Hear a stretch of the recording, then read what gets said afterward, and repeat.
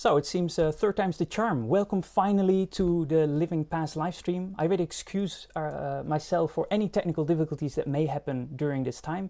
It's different than what we did last time when we were sitting in person. I see you're hearing, that's very good, in person in Utrecht with partners around the table discussing what the students have done. And we're looking forward to doing the same with you this year digitally. Now, what is Living Past? Living Past is a co-design course in which interdisciplinary teams have been working hard to bring history to life using technology, both in processing big data of the past and in presenting it. Now, today I'm proud to announce 3 teams that will be presenting their work, which is Past Reality, a VR time machine on Janskerkhof, Under the Lime Trees, an interactive visual novel inspired by events on the Malibaan during World War II. And then we will also look at Taste of Time, who delved into the history behind the culinary culture of Utrecht. We will visit each of these teams in turn, first to a pre-recorded presentation, and then we'll have a Q&A with the team live, so we're really looking forward to receiving your questions through the chat. Now please keep in mind, this course has been 10 weeks, of which about half has been about delving into subject matter, looking at the different fields with which you can look at history, and having lots of guest speakers over. And only about half of it has been spent on creating these prototypes, so I think they really did a great job, and I'm looking forward to what you thought about it and give feedback, both candid and constructive. Good. I'd say let's not postpone this any longer with the time I spent to finally get this to work. Let's visit Team VR and what they have been doing with their project. Past Reality is an interactive educational virtual reality tour of Janskerkhof by Gijs, Marike, Kalina and myself, Bart. We are all students at Utrecht University, but we have different study backgrounds. Integrate the knowledge of studies within humanities, human geography and spatial planning and computer sciences into one product, and you will create an interactive educational game for teenagers. In 10 minutes I will guide you throughout our whole process. I will discuss the following 5 points. First, the target audience. Second, our use of data and literature. Third, our design process and documentation. After that, why our product is innovative. And finally, we will evaluate our process and final project. In each of these points, I will first discuss the process we went through, and will then wrap up with the choices we made and became part of the product. First up is our chosen audience. During the whole process and more towards the end, we implemented and used the double diamond method to create our product. Especially with choosing the perfect audience, we walked through the circle of learning, building and measuring a couple of times. During the whole project, we found out that it was hard to pick the perfect audience for our tour, but eventually we found it. In the first part of the course, we targeted our audience on internationals using virtual reality, with a focus on people who could not come physically to the Janskerkhof, but because we wanted a more specific audience, we chose the visitors of the Museum of the Utrecht Archives as our target audience. After the session in week 5, we were discussing the target audience again, because we were in another group formation. We concluded then that the information we wrote in the timeline was a bit basic, and we weren't sure that the virtual reality experience would connect with the visitors. We contacted the archives and found out the average visitor is above 50. We concluded that our product would not fit it well, on one hand with the use of virtual reality, and on the other hand the content of the storylines we wrote for the game. Those were too basic for that age, so we made a switch. That brings us to the audience of our final product. We eventually chose teenagers as our target audience, especially teenagers that are situated in a high school in Utrecht or in the province of Utrecht. They overall aren't really familiar with all the events that happened at the Janskerkhof. We made 4 timelines and connected them with the 4 elements. The timelines include events from the year 1000 till now and are wrapped up in the end with a quiz. Teenagers are familiar with games and being online, so playing our virtual reality game will not be too big of a step for them. That is why the main point of our story is to let the user experience the past in the most immersive way. This is also why we chose for virtual reality as a medium, since it places the user in the desired environment while keeping their natural motion and vision. This allows us to create an immersive experience for the user and persuade them to engage in the story with what feels natural.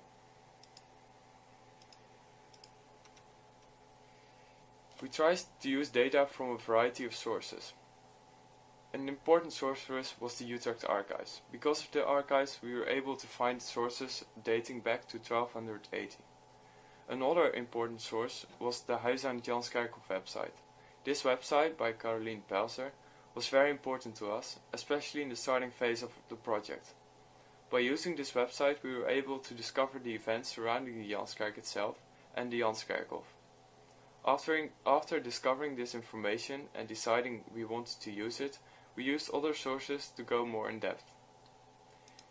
In the product, we wanted to make sure to keep facts separated from fiction, which is why we made a separate bibliography file. After the virtual reality experience, users can fill out their contact information and get this file emailed to them. Making this option available is necessary because there are fictional characters in the VR experience. By making the information available in this way, the storyline is not disrupted, as we want the experience to be as immersive as possible. The great variety of attendance of the course made sure we discovered new programs and ways of documentation. We used Trello, Miro and Google Drive. We used Google Drive to save and share documents, videos and PowerPoints. During the course, we received help from various external experts. For example, we got feedback from Kiki and Niels of the Utrecht Free Tours and were able to speed up the design process of Gijs because we could use some of the basic 3D models of Daan Klaassen, which made the design process a bit easier. We created the voiceovers for the VR experience ourselves, which worked out pretty well. Overall, our time management went well. We used the Trello to see what everybody was working on and we managed our time in there. It provided a great overview of how far we were with our product. In Miro, we divided the tasks to see what we missed and what we have to look out for. We liked working with Miro as it was a great way to be in line with everybody and to get an overview of all the decisions made. The project we started is surely not something no one has seen before, yet, given the context, it was still quite a brave task to take up. Each of us brought knowledge from different disciplines, and one obstacle can be considered the process of sinking in with an interdisciplinary team and being able to help and learn from each other. In this context, academically, we had to match the studies of humanities, human geography, spatial planning and computer sciences into one product, ready to be used by an audience, completely disconnected from those four disciplines. Another innovative fact is that we linked the data. We used sources from the Utrecht archive from different parts on the internet and connected them into one new story. Although we were rather late to define our audience, the content we already had was made exactly for such young audiences. Today's teenagers are born within the context of technology, and thus it's only sensible that they would feel comfortable interacting with it. Here comes one of the strongest points we saw as innovation: the adaptation of a learning process to the needs of the contemporary setting. Sitting in class for hours and having to read dry data can turn the process of learning into a torture. And why? Tradition is good, but we do need to move forward. Younger generations engage freely with technologies of all kinds in their daily life, and studying should not be left out from the charms of technology's abilities. The second point to be made concerning the medium of VR is its two-way influence with the content of the tour. We did not only make an educational application, but also one that allows the participant to experience something possible only through this type of technology. Time travel is not, at least knowingly to us, physically possible at this point. Working within the specific medium, however, allowed us to create a number of environments which are not only historically authentic, but also receptive to the presence of the character. While the interactivity levels are still low, the narrative strongly points towards the idea of human agency and its importance for our existence. Given the time span, we realized we could have done more, but are still happy with having a clear idea of a wholesome project. The narrative may not succeed in forwarding the message of agency due to the lack of actual agency within the environment, and teenager might consider this to be just as boring as a history lesson. Yet, what we find innovative is the ways in which we use technology to learn more about ourselves through learning about our past. During the second part of the course, the real prototyping of the tour would have become the main goal. Unfortunately, the sanctions around the corona crisis forced us to find another manner to make sure we could still complete our goal. By meeting online the last 3 weeks, every 2 days we knew what everybody was doing, and that worked out well for us. Gijs was able to share with us his project on the progress on the VR part and could ask for feedback online. So it's a bummer that we couldn't test the game by ourselves. But we were very glad with all the feedback of the experts we received to lift our project to the next level. Unfortunately, we could not test the game with our target group. Hopefully, when the museums will open up again, we can hand over our prototype to the Utrecht Archive Museum if they see the potential. We hope to have given you a good inside view of our design process. Thank you for watching this video. If you have any questions, please write them down and we will discuss them as soon as possible. See you.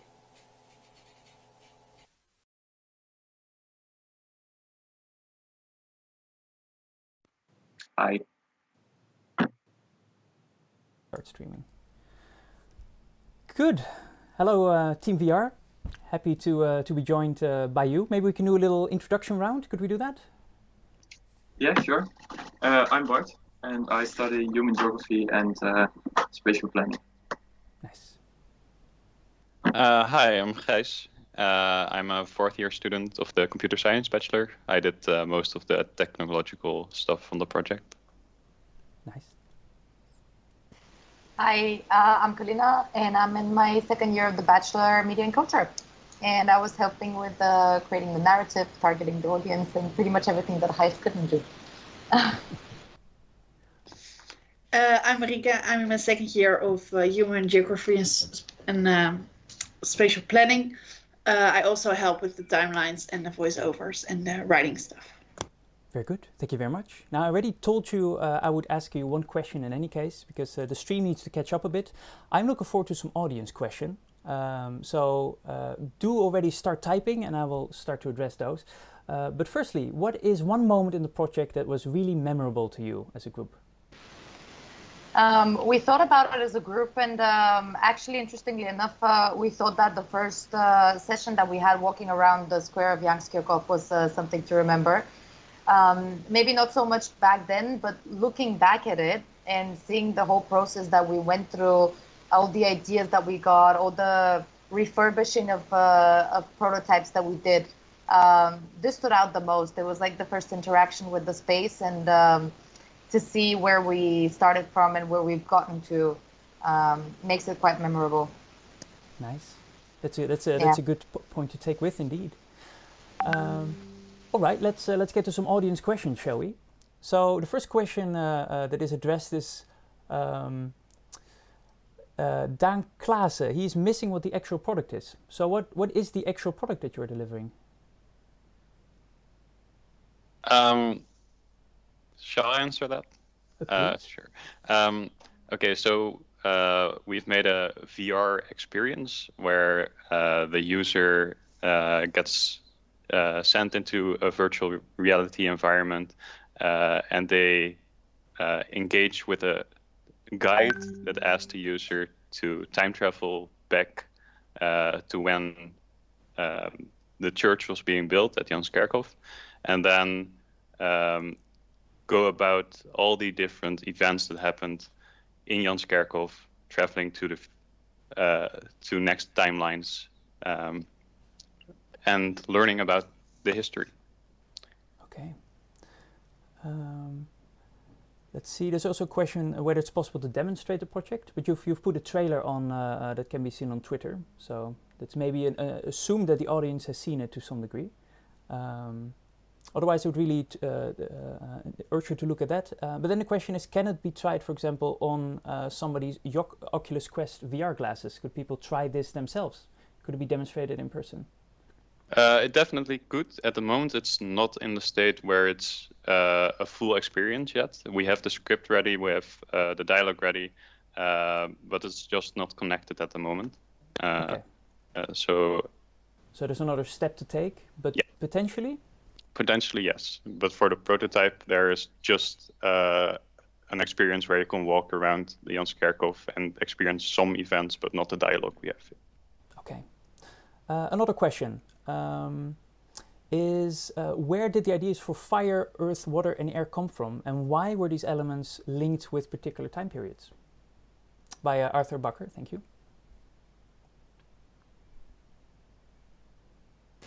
I don't think we can pinpoint exactly where did we start with the nature, with the four elements idea. What we got through was actually not necessarily connecting a certain timeline with a certain element, but more like trying to portray each of them being present. And the last timeline focuses on the Second World War, so that's a small speaking for you guys. But there are the four elements, but also the fifth element of the human agency as well. So we did go about it from more of a nature perspective, mixing the elements and the human agency, and how does that influence the space of Janskerkhof. I hope this answers the question. I hope so, otherwise I guess we'll hear in the chat. But in the meanwhile, we have a question by Annelot Fijn. How did you use linked data to the sources? We didn't do that yet, but that's an article I'm working on to link the 3D models to other sources using linked data. So yeah, we're still working on that. Yeah, so that the idea would be then to link 3D space with the actual sources that they link with, right? Yeah, or 4D space actually, because time is also. That's very true. Yeah, that's very accurate. Thanks for correcting me. Yeah. Nope. Other questions. Francisca de Jong is wondering about what made Janskerkhof particularly suited for this project compared to other options. Of course, the context of the course already put you in that direction, but maybe you can rather reflect then on was it a good place to do it in the end? Yeah, it definitely was. The Janskerkhof is a place many people just walk by and not really notice. But when kind of diving into the stories, it's actually a really interesting place with a lot of unknown stories. So I thought it would be very interesting to kind of make it accessible to people in the younger age group. Okay. Dan Klaas asks, doesn't the concept heavily depend on 3D models and the people who make them? I would say yes, definitely. So thank you for the simple models you sent us, Dan Klaas. They were really helpful. And yeah, to have a good environment to immerse yourself in, that's the main factor of our project, so I would say. Okay, the narrative aspect. Yeah. Oud Utrecht asks, to link 3D space with extra sources, what kind of sources are you thinking about then? Well, everything that has to do with that part of the 4D point. So like a certain house or an emblem on a house, or even some kind of title above a house. Anything that has to do with stuff that can be linked. Okay. Clear. So Rick Campagne asks what coding platform was used. I guess Unity, because Simon Dirks already answered. Could you maybe reflect a bit on, was that the right platform to do this kind of a thing? Yeah, I would say so. Yeah, Unity was indeed the platform using the OpenVR framework Valve has made. And yeah, it's a somewhat easy way to approach a VR experience. Okay. Joyce Pennings has the question, how do you want to test the game and what are your next steps?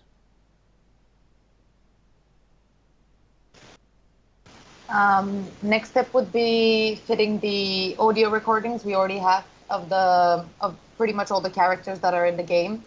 Of course, enriching a little bit more the environment itself, so color grading, as well as adding some more, objects, people within the space itself as well. Otherwise, it's a wholesome idea of how the flow of the whole project is going to go. We haven't quite figured out. It's pretty much the technical stuff, the stuff left, which was also kind of slowed down because we couldn't meet up. But no excuses. We still have some work to do anyway. Okay. Without Utrecht question or more points, so we can combine geolocation with literature, and the answer is, I guess, yes, right? Yes, very much so. Let's see. Caroline Pelser asks about the content. So what were the most important topics that you're covering?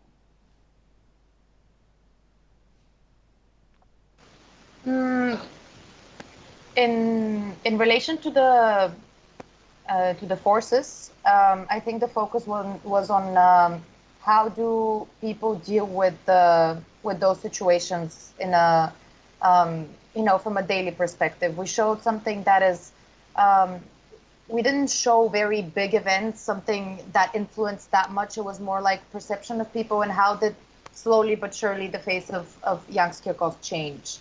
I don't think we have one timeline that is, more colorful or more in focus than any other of them. They were quite equally distributed. But then again, it's mainly things connected to the church, except for in the Second World War timeline where the church was closed for renovation. So there we focused a bit more on the wholesome space. But generally, it's the whole story revolves around the church itself, the building of the church. Okay, very good. Thanks a lot. I think that about wraps it up for time. I would suggest that you as a team go into the chat. There are some questions that are unanswered. Is there any parting words that you would like to share with your audience before we move on to the next team? Definitely watch the trailer online because I think that gives a really good sketch of the actual ID. Because maybe it's a little fake, but go on the link and go to Twitter and see the trailer we have made. Thanks Excellent. for watching. Yeah.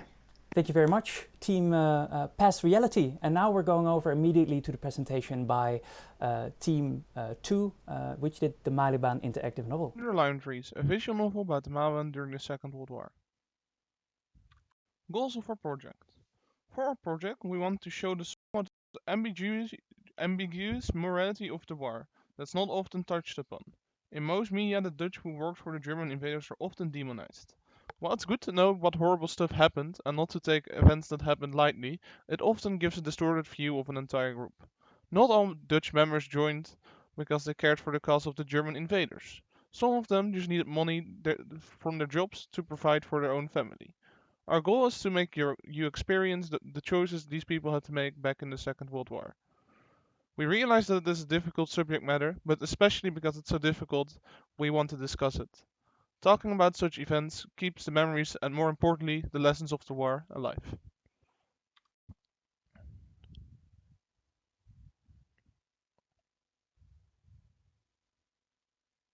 Our prototype is called Under the Lime Trees and is a visual novel about the Malibaan during the Second World War. But what is a visual novel? A visual novel is a comic book that is interactive. However, in a visual novel you can make choices that will affect the story.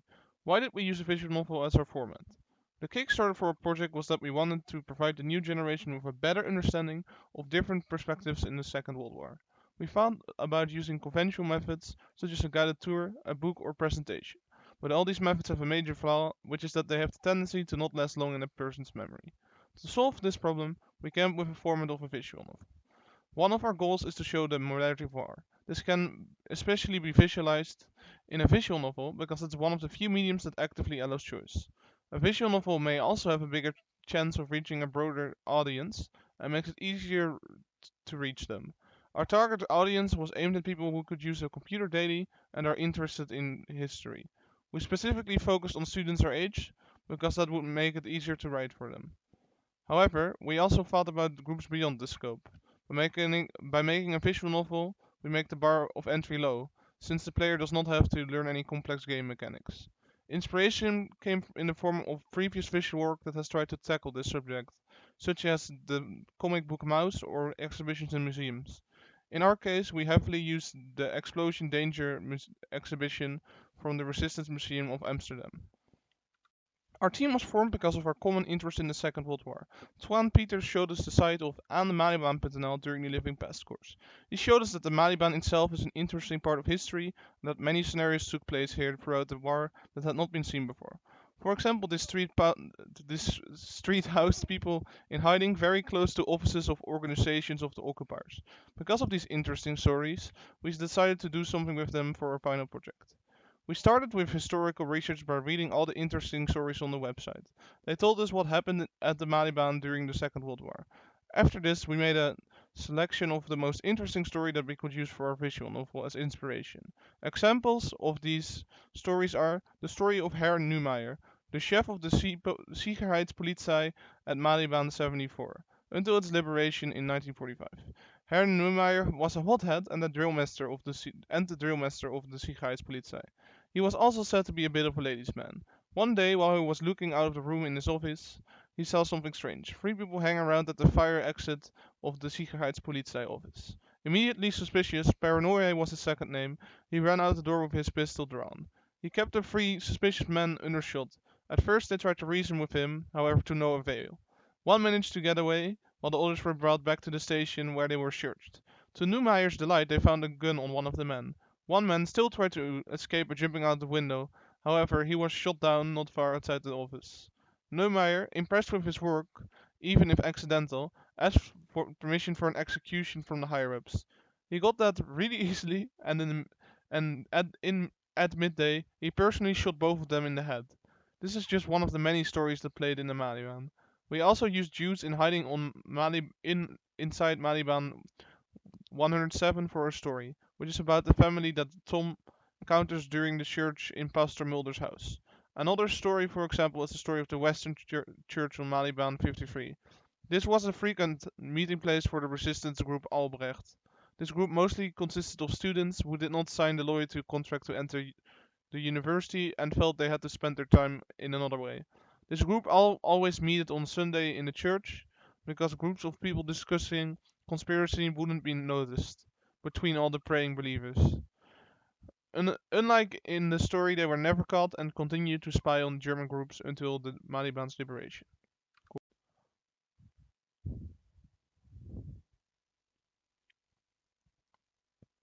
Morality on its own is already a very difficult topic. Morality in World War II may be even more difficult to discuss because this big event affected so many people. However, we set out to try to tackle this difficult topic.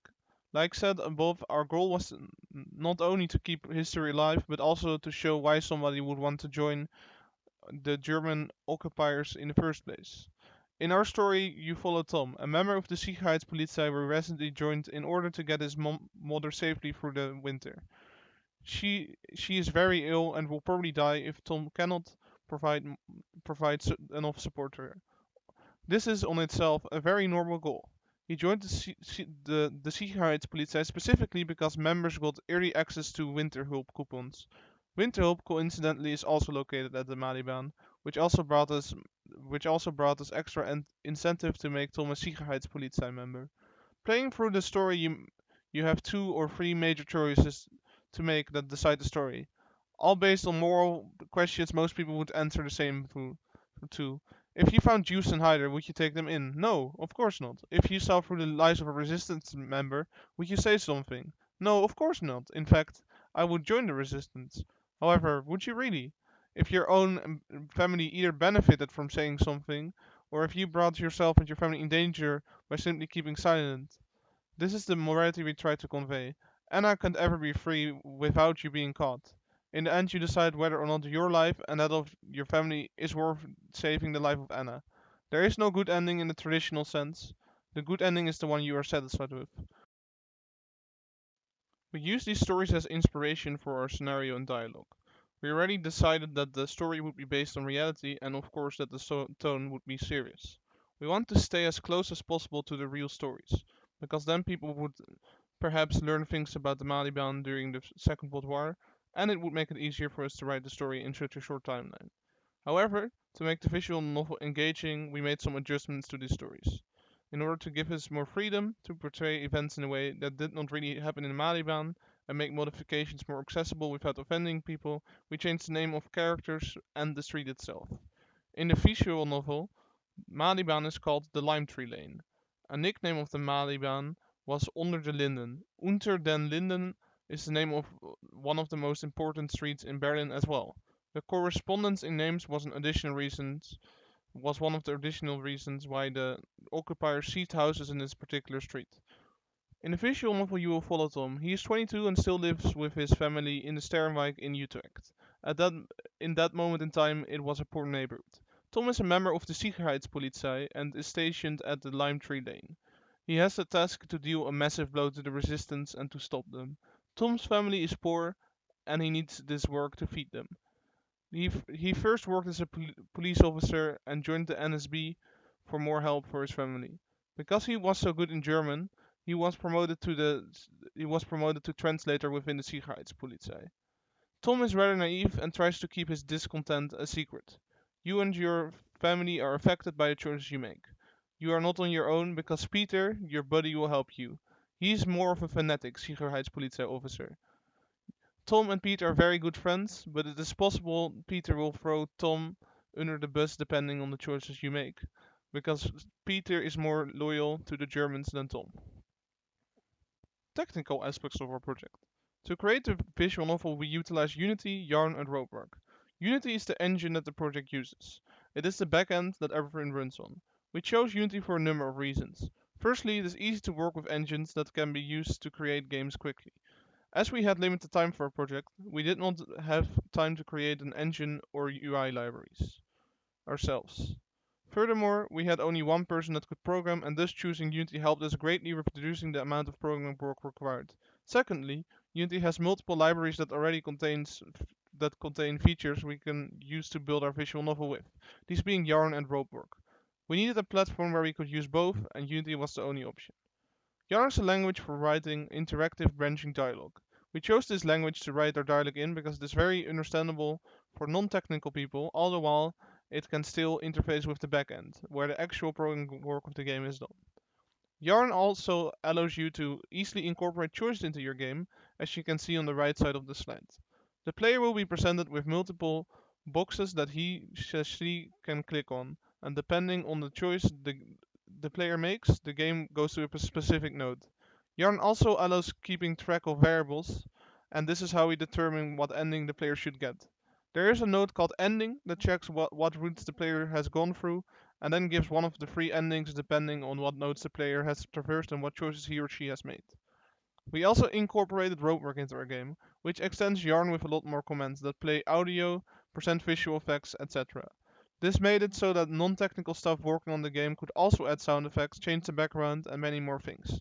This added for greater synchronicity between the script and the game and added better communication between the team members.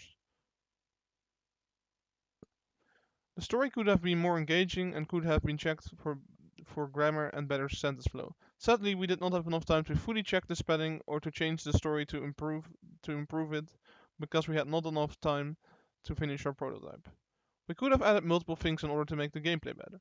First, we could have added that input is blocked for important events and choices. This is currently not done, and the player can spam through the dialogue really quickly and miss the impact of important events. This is partially mitigated by the fact that we have a backlog where the player can read the last 40 lines of dialogue. Secondly, we could have added some more visual effects. For example, characters could run out of the room, or they could shake when they go through a window, etc.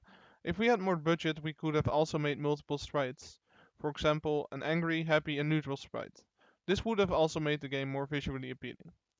Thirdly, we wanted to add a map with more information that would show a highlight on the current location that the character was within the actual Maliban. As you would progress throughout the game and the story, it would unlock information about a certain place and would maybe incorporate some of the real stories we utilized in the game. This would have better conveyed the connection between reality and fiction. Sadly, because of time constraints, we did not have enough time to implement this feature. Lastly, we could have added an automatic mode. This mode would proceed to the next line of dialogue automatically without the player having to click on anything, which would result in a more enjoyable experience for those players who just want to read. It might seem easy to implement, but then again you have to pay attention and wait longer on important moments so they aren't missed by the autofunction. We thank you for watching our pitch on the Maliban visual novel.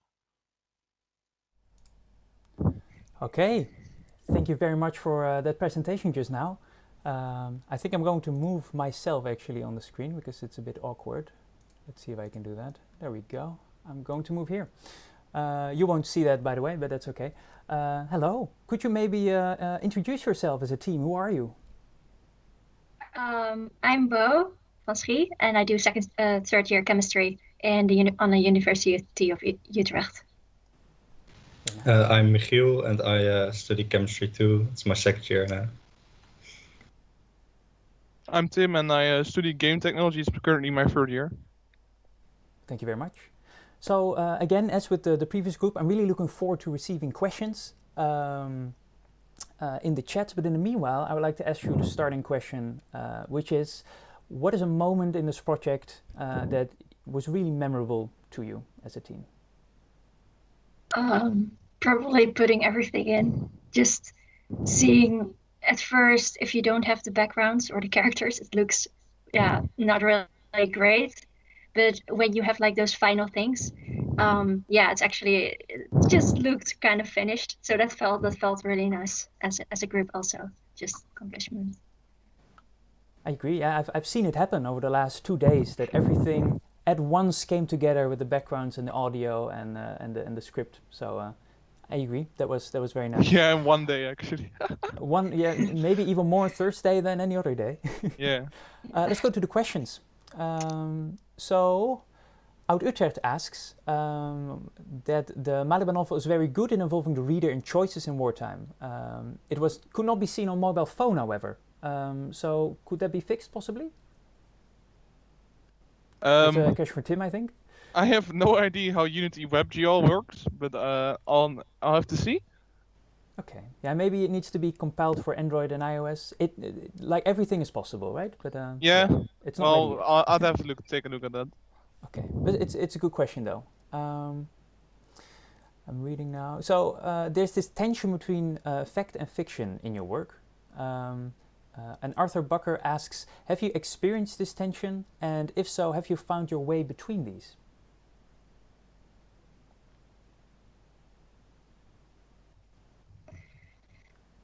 At first it was very difficult to make sure that, because when we started making the script, it was very difficult to make sure that we weren't following the true events too quickly, because you couldn't make like a continuous story out of things that really happened.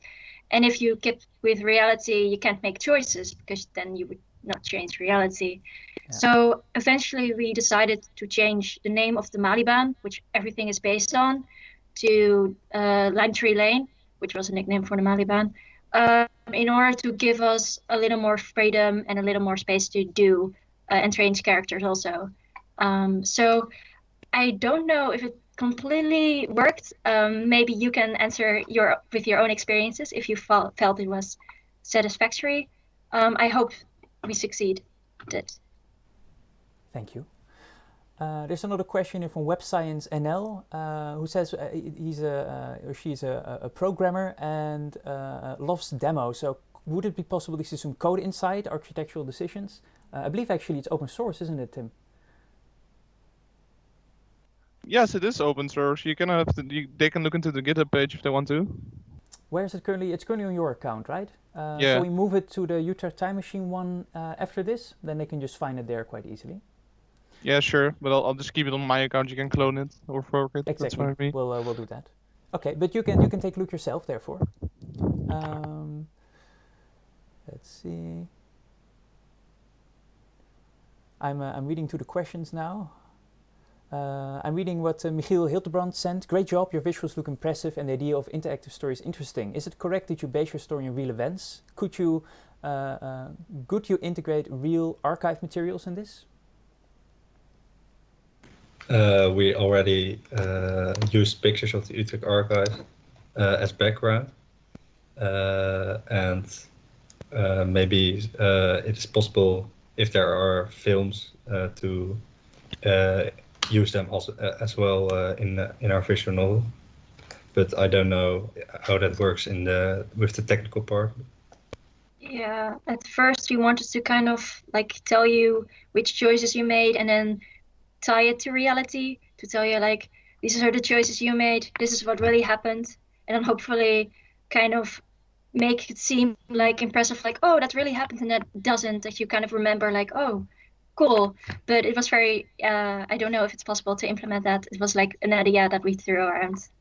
So maybe Tim knows more stuff about that.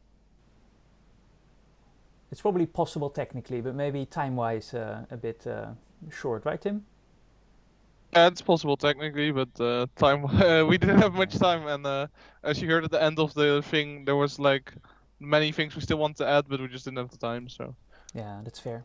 Okay, let's move on to the next question, this time by Daan Klaassen, who asked, how did your study afflict your decision and the choices to make this product?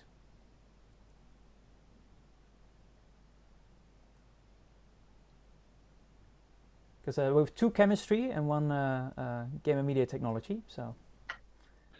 well, who wants to answer first? I don't mind, I can go first. Oh yeah, sure. I'll go second or something. Well, for me, it's pretty simple actually, because it's just programming work. So I just programmed stuff. Yeah. What else to say? Like I just programmed. I also did a bit for dialogue, and I could search around for libraries because I knew how it worked. So I think you'll be more interested into what the chemistry students have to say, because that's more interesting in my opinion as well. No, your story is also interesting, but I am curious about what the chemistry students have to say. Michiel and Bo? I chose this course because of the history part. I like that very much, and in particular the war history that is also in the Malibaan. And in the first part of the course, I also helped the VR team with some information about the war connected to Jans Kerkhoff. So that's what I've done this course. Yeah. And have you been happy so far? Did you get the history you wanted? The history deep dive? Yes, we needed to make some changes in order to make it useful for the visual novel, because you have to connect the stories, different stories. So it's not really based on facts anymore. It's based on facts, but yeah, we made some fictional stories. Yeah. Bo, do you have anything to add to that?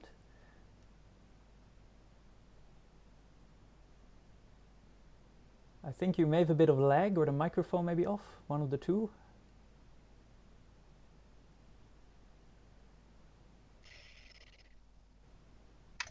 I think we can hear you now. Could you give it a try?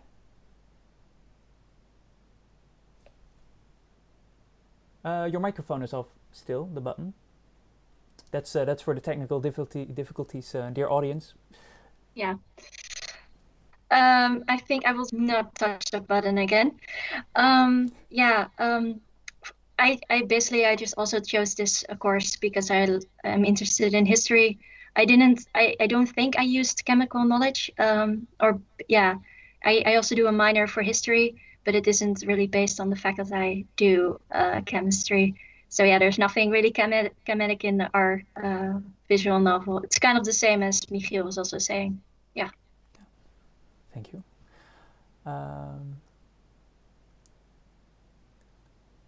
Okay, I think we have in any case we have some compliments for you for the storylines and for the sounds in Malibaan by Oud Utrecht. I'm seeing some other compliments around as well. I see Tim, you already responded to some of the more technical questions. I think I've had most of the questions now, unless I'm reading over them. So if you're in the chat, we still have time for one question. Okay, so Dan asks, it's mostly like your personal preference or your interests rather than the study of chemistry. Did chemistry add to the product in any way, or could you conclude no, actually?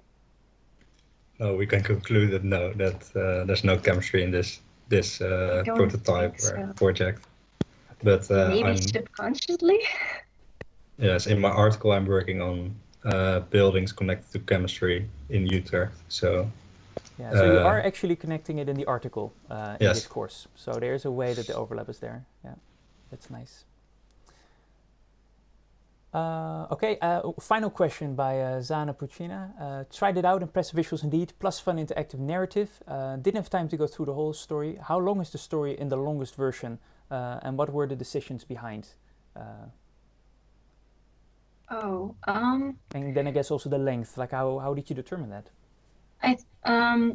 Well, because when we were testing everything, like for bugs, we went through it really fast. Tim just pressed everything really fast. But just from personal experience with visual novels, I think it's around 3 hours, maybe a little less. It really depends on how fast you make choices and how fast you read.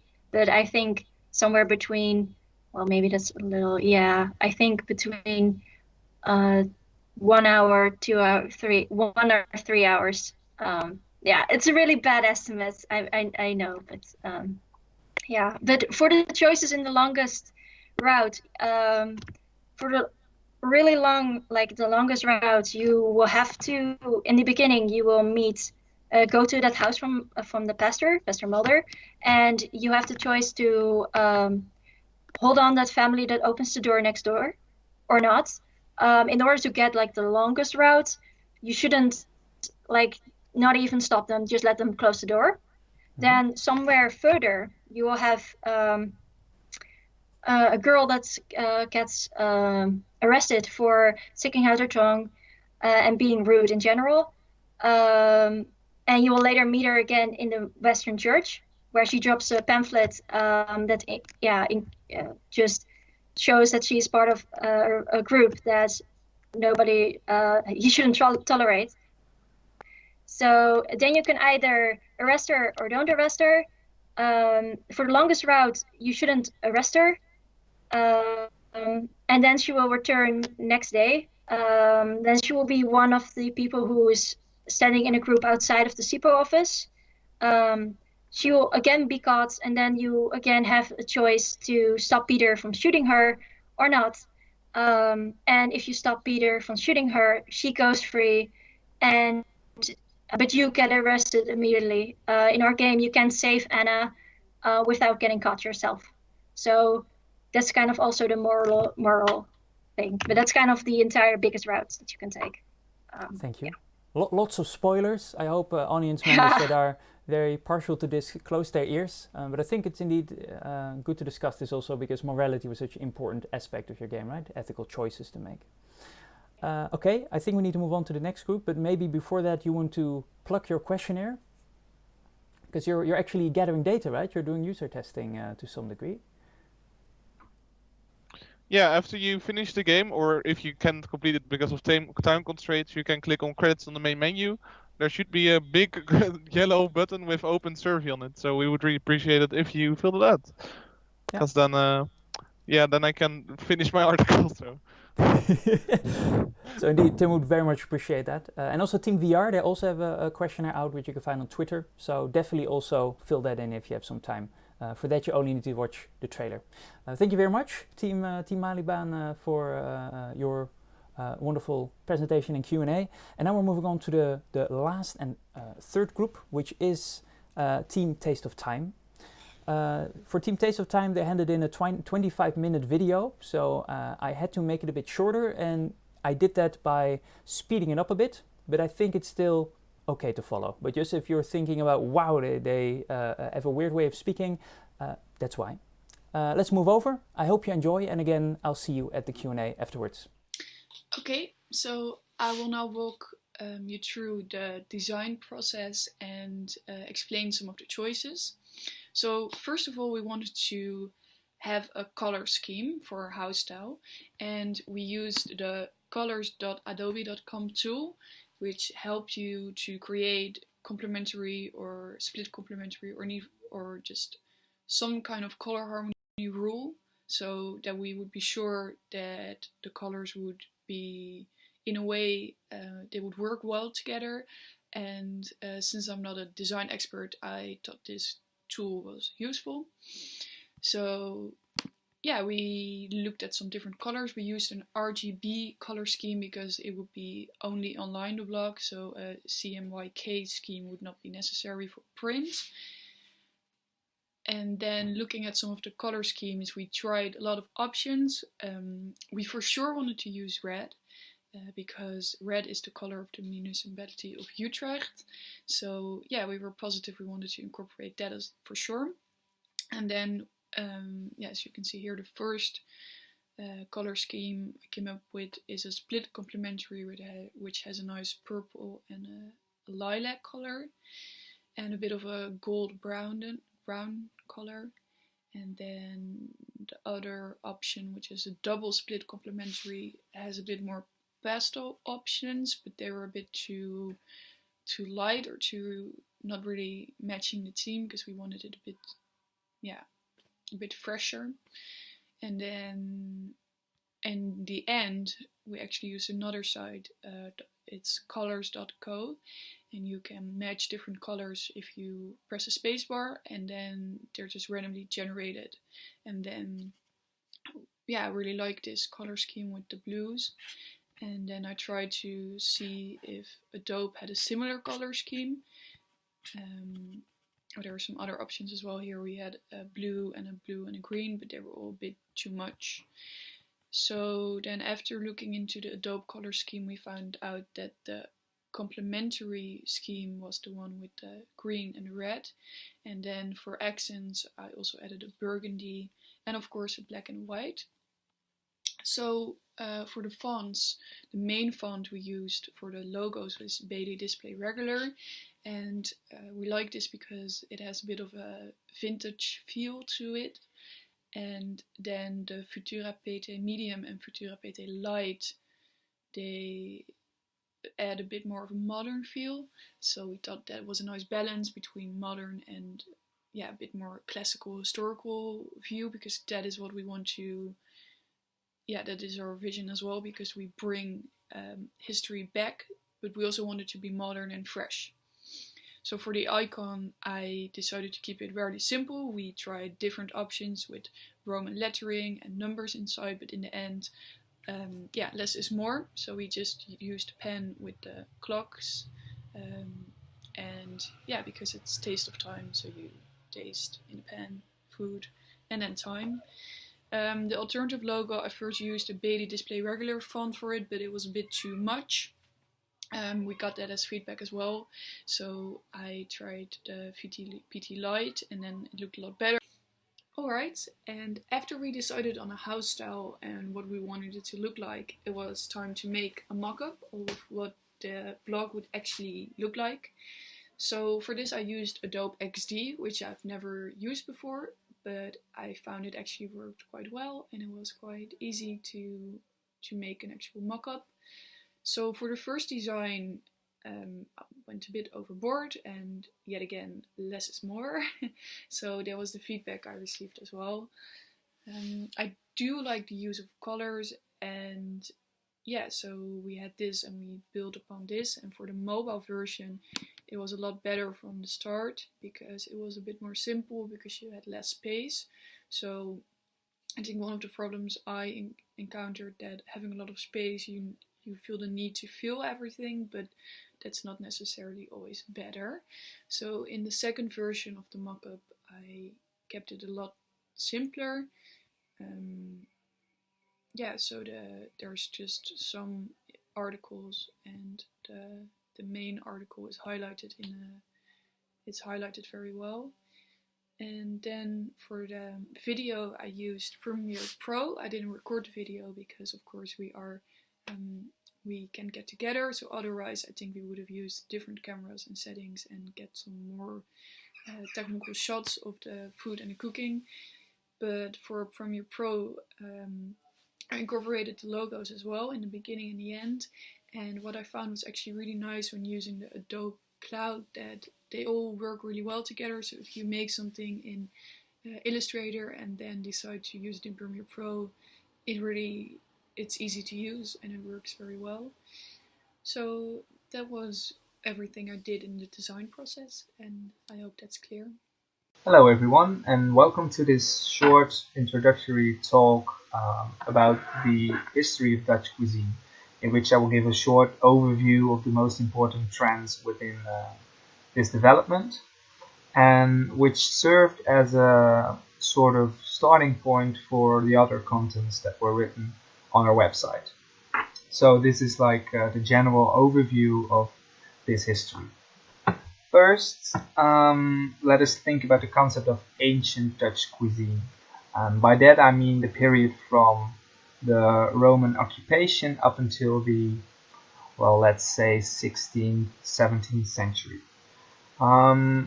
These developments were characterized by three main waves of influence, because contrary to our current situation, wherein the Netherlands is producing a lot of its own crops, the Netherlands are famous for that,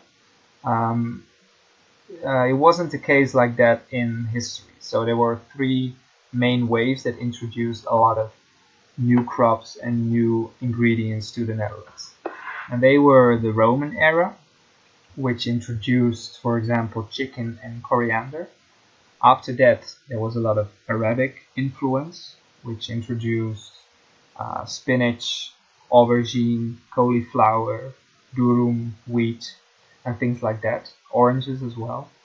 And then finally, the third big wave was the discovery of the New World, where the Spanish and Portuguese brought, most famously, potatoes and tomatoes to Western Europe. And the Dutch incorporated a lot of these ingredients into their own recipe books, but there were not a lot of Dutch recipes. Actually, they made a lot of use of French and Italian and Spanish recipes, and they changed that. And that way the Dutch method became famous, but it became most famous for being sober and being less expensive, and a bit of a watered down version of the more rich and elite recipes from the French and the Spanish. On the right, I've put an image of what is known to be the first cooking book in the Netherlands. It's called Een Notabel Boekje van Kokerijen, and it's from 1514 originally. So that is the first really written source which can be used as a recipe book for the Netherlands. But before that, there's no such thing which we recognize. In our project, we also had a look at art. So we discovered some interesting links between food and art. For example, this beautiful painting by Joachim uit de Waal from 1618, which depicts the vegetable lady. And if you go to our website, you will see more examples of this, where we'll make a link between famous paintings or other art pieces, both modern and more classical. And we explain how the food is depicted there and what the relationship between the food and the painting is.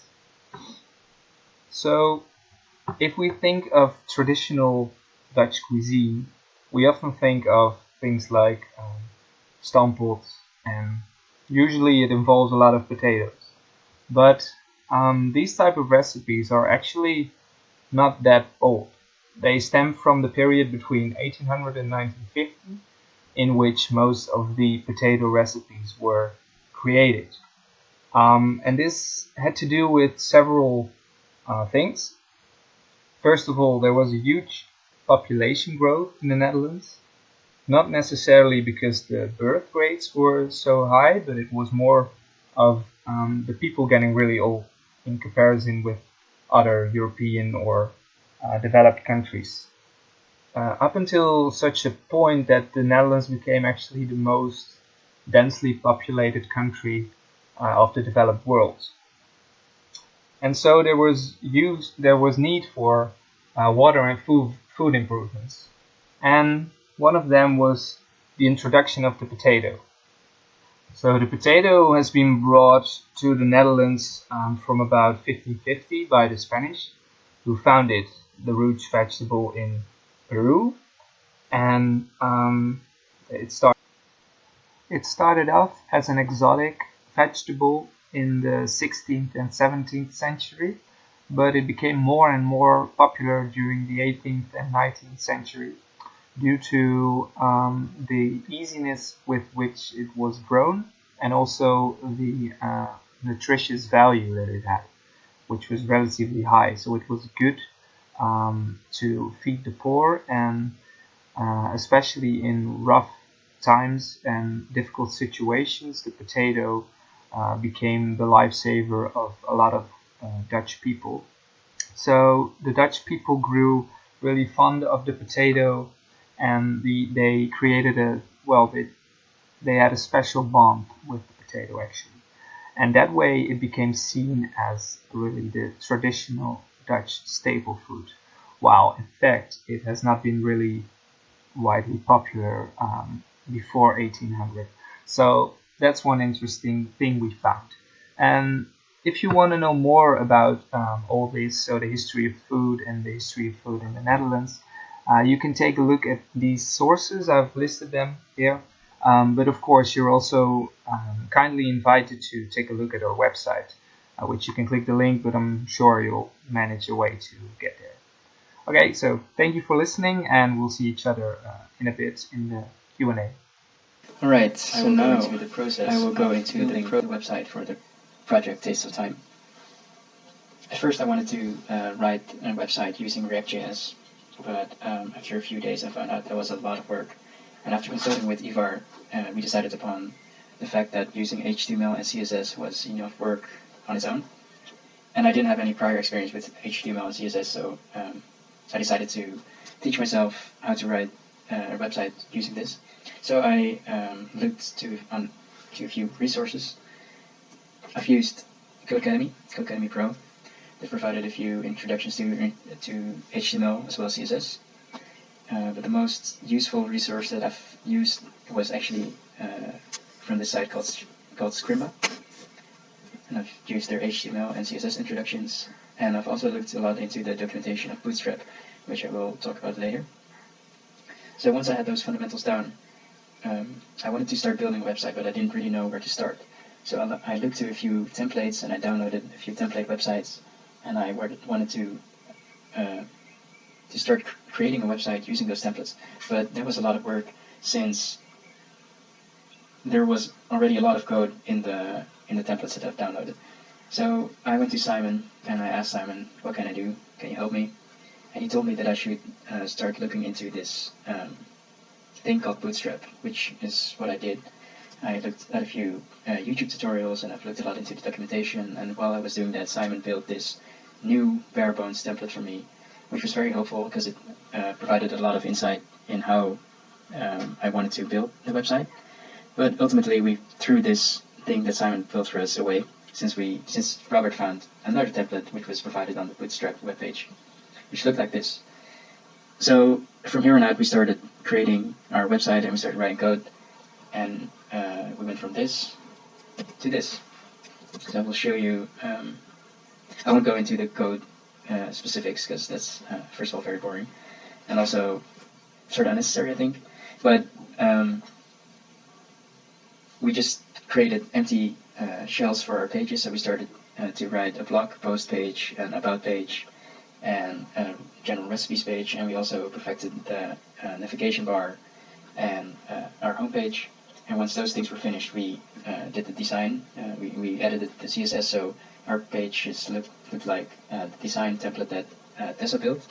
So our website included all the colors and all the fonts. And once that was finished, we threw in all the content that we wanted to show you guys. So this is what our website looks like right now. As you can see, it's also mobile friendly. It's reactive. So all our images are here. We also embedded a YouTube video, our about page with our faces, a recipes page, a lifestyle page, and also a link to the Taste of Time Machine page. Here I wrote down the useful links, the resources that I've used, which were very helpful. And also this is our link on GitHub, where you can find all our code if you wanted to look into our actual HTML files. And that is it. That's the process of building the Taste of Time webpage. Thank you for listening. Thank you, Saif. We will now have a look at a short introduction of Olay Podrigo. Olay Podrigo is the dish we chose to cook on camera. The video and the recipe can be found on our blog. So, where does Olay Podrigo come from? Because it's not originally a Dutch dish, it is a Spanish dish. It's a Spanish stew with different kinds of meat and vegetables. The name the Spanish gave this stew was olla podrida, which translates literally to rotten pot. Rotten refers to some of the ingredients, because olla podrida was a good way of using all your leftovers. And obviously some of these leftovers might have been on the verge of already rotten. This dish was brought to the Netherlands by, it was first published by Bartolomeo Scoppi in his book from 1570. Scoppi, by the way, was the cook of the Vatican. He cooked for Pope Pius V, and he included a recipe for olla podrida in his Italian book, Opera dell'arte del cucinare. And this book formed the inspiration for one Antonius Magirus, who was probably a Flemish cookbook writer who wrote Kookboek of Familieren Keukenboek in 1612. And this book included a recipe for so-called Olay Podrigo. Obviously this is a Dutchified version of olla podrida. And that's how it got to the Netherlands. The Olay Podrigo recipe we chose to cook is one from the Utrecht archives. Here's what it looks like. It's part of the archive of the Martens van Zevenhoven family. Martens van Zevenhoven is a family that lived for many years, many generations at the Janskerkhof. And we don't know exactly who wrote it. We think it might have been Susanna Martens van Zevenhoven, as she wrote the other recipe books that are part of the Martens van Zevenhoven family archive. So there are two other recipe books other than the recipe book this was written in, and those were both written by Susanna Martens van Zevenhoven. Because all the recipes in this booklet are systematically numbered and there seems to be an order to them, we suspect that it was copied from some cookbook. The recipes we had Marietje van Dinter take a look at a page of these recipes, and she suspects that they look 1800-ish. So the cookbook this was supposedly copied from is some cookbook published around 1800. Yes, but we had to make some adaptations to this recipe. To make the recipe a bit more suitable for replication and for the camera in general, I adapted the recipe a little bit. Starting with the cooking time of the vegetables, I shortened it because the original recipe called for a cooking time of 1.5 hours, which is very long for vegetables. You want vegetables to retain a little bit of bite, and so I severely shortened the cooking time of the veggies. I added more flavor by reducing the broth. The original recipe is really somewhere in between a soup and a stew, so it's very wet, and all this moisture I gathered, I skimmed off the fat and I reduced it into a nice and flavorful gravy or a jus. The third thing I did was make it a bit sexier by presentations. The original recipe called for bitterbrood. I thought it was a nice twist to turn these into croutons. Bitterbrood is just white bread. And the original recipe is served with an egg sauce or a thickened sauce made with egg yolks and also some lime juice. So I immediately thought of a hollandaise, which is also egg yolk and acidity based sauce. So I turned it into a hollandaise, and I put the hollandaise into a whipping siphon or a slagroom spout to make it a bit more airy. And the last thing I did is I left out some of the extreme ingredients such as pig ears, but also the veal testicles, which makes our version nut-free version of the Olay Podrigo. Now let's have a look at the end result. This is the final Olay Podrigo. As you can see, it is a very decadent, huge pile of meat and vegetables. Let's start at the bottom. You can't see it, but it's somewhere underneath the pile is stewed lettuce. Lettuce was usually stewed and cooked before we started eating it raw. I must say, I was very surprised by the result. It's very tasty. And sorrel. Sorrel is a leafy green which has a very sour flavor. It's part of the rhubarb family. On top of that sit the meat, and also the meat is pretty covered in stuff, so I'll point out which pieces is. There's 4 pieces of meat, 4 cuts of meat used that you actually serve. Here's the veal shank, here is the pork rib, here's a piece sticking out of the sucade or the feather blade beef, and here is a piece of lamb rib. There are 2 pieces of meat that you don't serve. These are the pork, the pig feet, the pig trotters, and the chicken legs, which are the base of the broth in which everything you see here is braised and which is the basis for our jus. Now let's go to the vegetables who are clearly visible. You have artichokes here and here and here, and you have like little rings of leek here and here. And now the toppings, you see the yellow and green stuff is a mixture of chopped up parsley and some mashed egg yolk that is cooked, just cooked egg yolks. You could just boil eggs, you take out the egg yolk and you mash them with the parsley. And the sauce, the egg sauce, the hollandaise is here, you see it, very nice and airy. Yeah, this is our version of the Oli Patrico. I think the soul of the dish is still preserved, even though I made some adaptations. But the taste, I didn't add any flavors. I didn't add anything such as garlic or an onion. You might want to add that, but I didn't do it. So the flavor is still there. I think the soul of the dish is still preserved. I hope you found it interesting and you check out the recipe and the video on the website, and maybe even give it a try.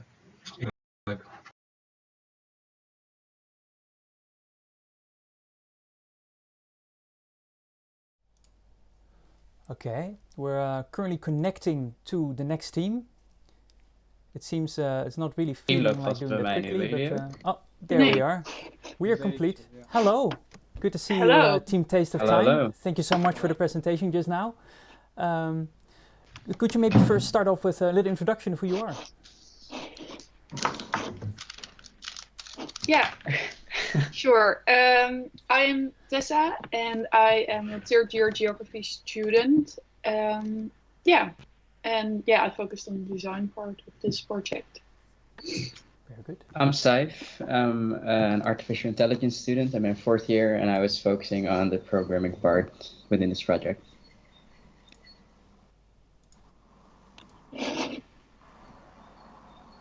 Okay. Hi, I am Robert. I am a 4th year information science student, and I focused on the web development as well as the cooking part of this. Great. Okay, I'm Tim. I'm a master's student, history and philosophy of science, and I focused on the historical background of the history of food in Utrecht. Thank you very much. Okay, so as I asked the other groups, I'm wondering if you need to pick one memorable moment from all of that you've done. What would it be?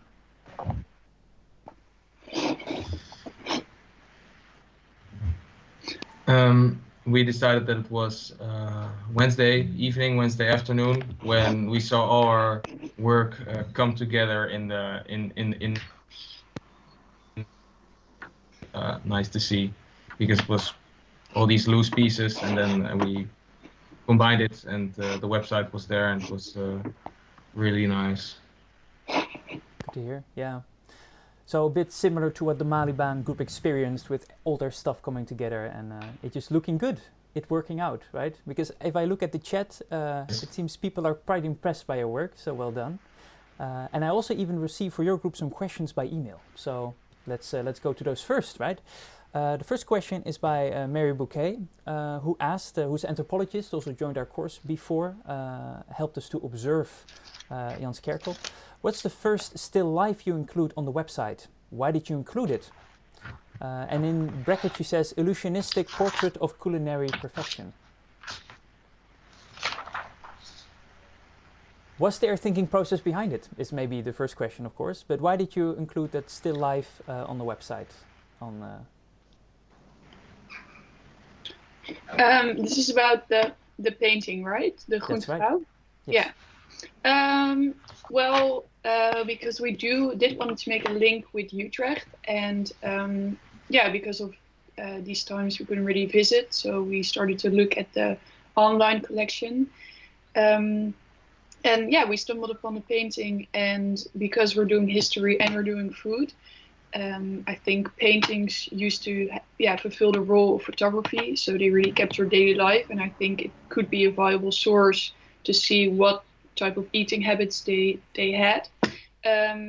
So perhaps we had the idea maybe in the future we could do a recipe inspired by one of the paintings, but in general I think it fit well into the eating and the history aspect of our project. All right, that does explain some things. Yeah, thank you. And the second person to send us questions has already been mentioned, who is Johanna Maria van Winter, who knows a fair bit about the Dutch culinary past. You've been in contact with her as well. And I will just read out loud and I'll pause at the question she asks, because you probably have a good answer in mind. I followed your Olipodrigo recipe, but wondered about some of the ingredients. First, in early modern cookbooks, I never encountered chicken, only meat of quadrupeds. Did Susanna Martens really use chicken legs? Could you comment on that? Well, she said een goed hoen. So she didn't. The original recipe calls for an entire chicken, but I opted for only the chicken legs, because otherwise it would have been huge. And maybe I should have made that clear also in the presentation, that I did reduce the portion size a little bit, because we have only so much space in the fridge and in the kitchen. Okay. Chicken, but a whole one, a hoen. A hoen. I thought that was chicken. Let's see. Well, if it wasn't chicken and it was somehow misunderstanding, I'm sure you will get to hear about it, because I cannot comment on it. The second question she asked, what vegetables did Susanna use really? In old Olipodrigo recipes, it is carrots, leeks and onions, but no artichokes and lettuce. Where did you get the sorrel? Did Susanna use it? Yeah, I followed all the vegetables are the original vegetables from the recipe. Okay. It said artichokes of stronkjes van artichokken, so the stems of the artichokes, what I used, or cauliflower, it said. So it was either the choice for artichokes or cauliflower. Chose because I like artichokes. But it was the original recipe I followed there. Okay, that's good to know. So this more recent Olipodrigo had some changes due to Susanna Mertens' work. So interesting that you found it. It's good that experts can also learn new things. Thirdly, can I add something? I thought that's also why I chose the Olipodrigos, because I really thought it was like a very Dutch version of it. Yeah. Just because of the ingredients, and it's so different than the recipes of the olla podrida I found on the web. And I thought, well, this is really a Dutch interpretation, and maybe even an Utrecht interpretation of the dish. So it really fit the scope. Well picked, very good. Let's see, there's a third question and the final one. The many raw and boiled eggs are your invention, I suppose, or not? In all the recipes, they fail. The raw and boiled egg? No, they're also in the recipe. It's all there. All in the recipe. Okay.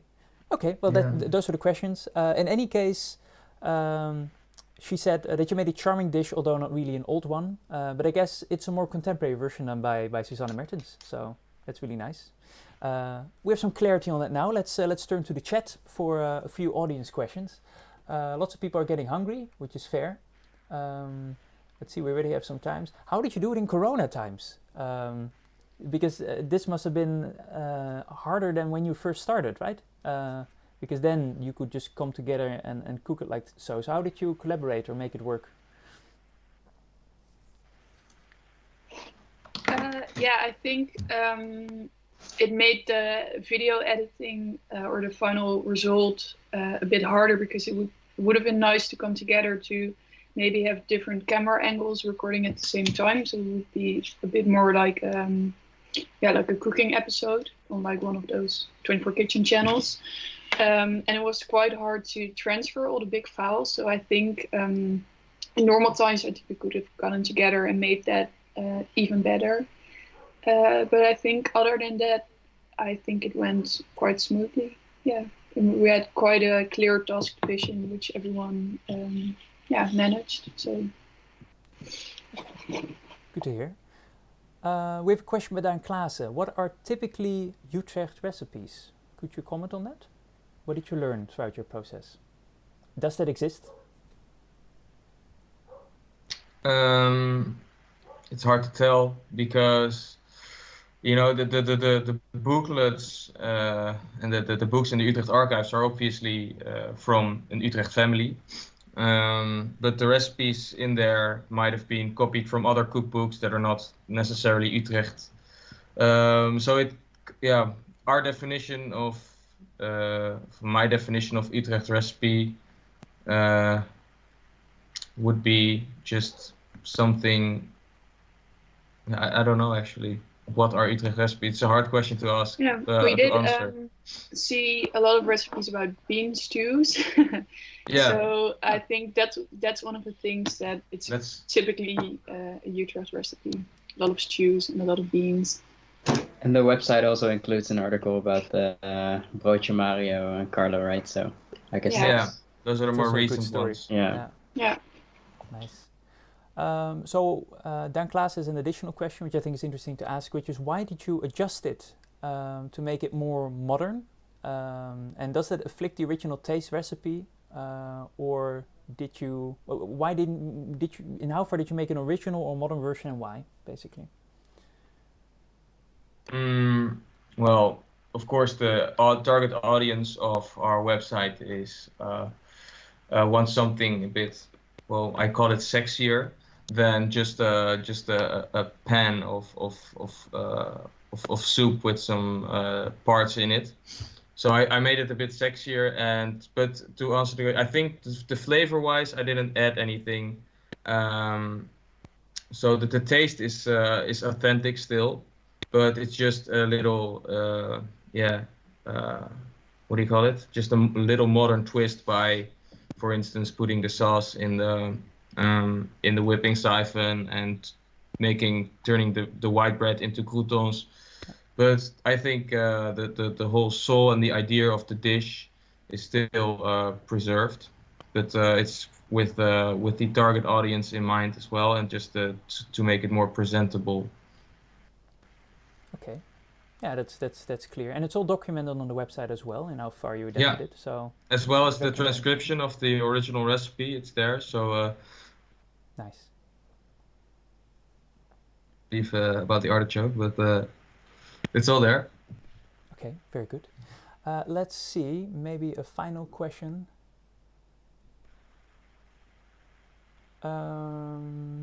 Zane says it's a super nice idea, name and design of the logo as well. Interesting that this is a platform of content versus the previous two projects being objects. How did you decide what would be the content categories?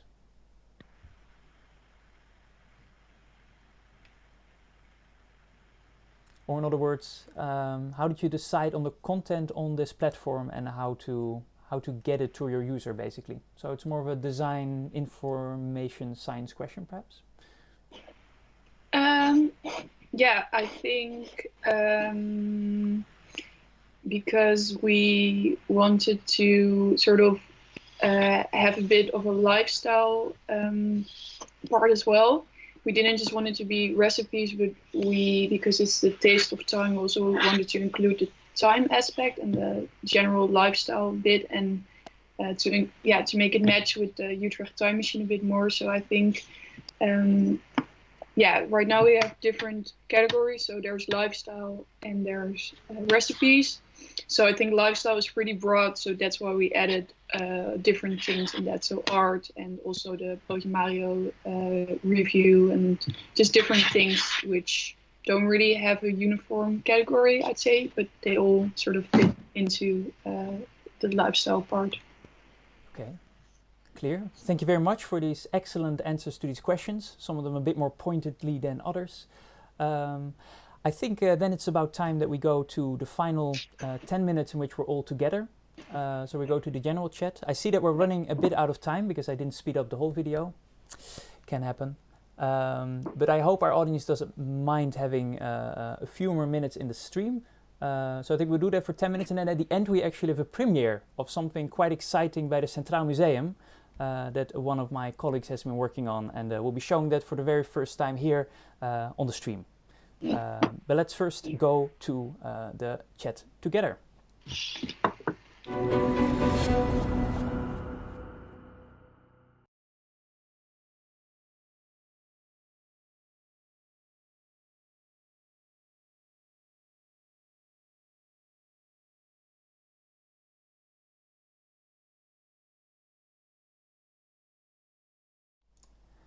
Okay, so now we are slowly being joined here by people in the chat.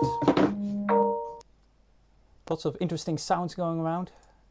Let me move myself to a smaller spot again, because I'm not too important here. This is the moment you can ask questions basically to anybody in the room. If you have overarching questions or such that you would like to discuss with this group.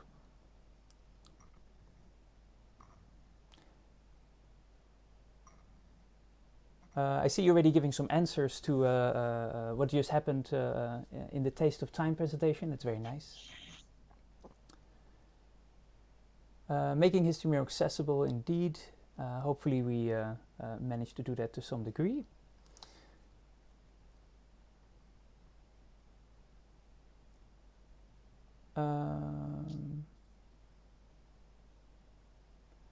Okay, I'm seeing if there are any questions. Maybe if somebody else has something to already say in the group. Maybe Tuan, you would have a general comment to make while people are thinking up their questions. Yeah, I would like to say that I thought this interactive session is, of course, an experiment, and as far as I'm concerned, it worked out great. Especially also the interaction with the audience, all the chats, and the way they have been responded to. So thanks to all the students and all of you. Indeed, I think we've been very lucky with our audience today, because the questions that came in were really great and really got the conversation going. So in the end, I'm happy we chose for a Q&A kind of a format, because indeed it can be a risk if you don't get any questions. But thank you very much. Let's see. So I'm going to give a few more minutes for questions, and if there's nothing, then I will show the premiere of today, which maybe Simon can introduce. Yeah, sure. Yeah? Let's see, because right now there aren't a lot of other questions. So yeah, we thought this was a nice little link to the course. Because I was in touch with one of the curators of the current exhibition on surrealism in the Centraal Museum, and she was heartbroken, of course, that the exhibition had to close. So together we made a 360 tour, which you can all visit from home, and we just finished it last week, and it will become available. I think maybe in 2 days it will be in the newsletter of the Centraal Museum, and then next Tuesday it will be on social media, so that you will be the first people that will actually see our little video and 360 tour. So yeah, if we can show it on the live stream, that'd be great. Let's go to it right now.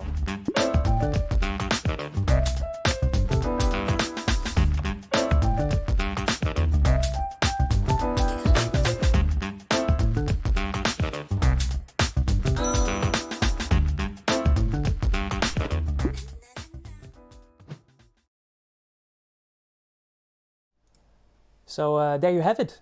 I just pasted the link in the chat where you can access this tour virtually. So I hope you will enjoy it. Then again, also there, feedback is always welcome. You can always send us an email if you have any further questions. And maybe to start off with is a nice question here by both Hagen Patske and being seconded by Susan de Brake is, are there plans to make this more permanent or extended? From what I've seen, it all started as basically a university course, and would like to see this carried on, go further, and will new students carry on? I think maybe there, Tuan, you are the most qualified to comment on that. Perhaps you could take the platform.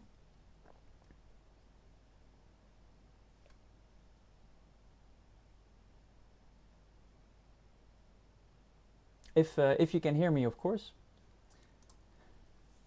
Otherwise, I can comment. It certainly is our intention to carry on with this, because I think it's been quite an effective course. I think students can probably say more about if they had a good time, or whether they really learned something in this course, but we'll be evaluating that critically as well. And hopefully we'll be seeing it return at a later stage as well. Is there anybody who would like to make a final comment? Because otherwise I will be closing off today's meeting.